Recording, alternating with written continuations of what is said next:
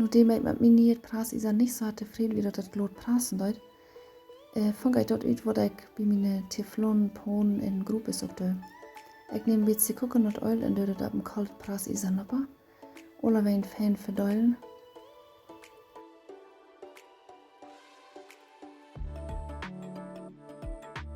Dann merke ich das Pras ist ganz heute.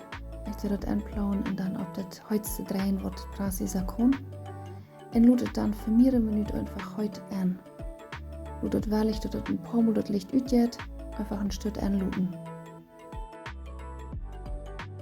Dann tue ich das Pras ist ausplauen und tue das überschüssige Coconut Oil einfach in ein Kader aufwaschen oder ausprassen, muss ich sagen, dass das was da rein ist zum Versprochen.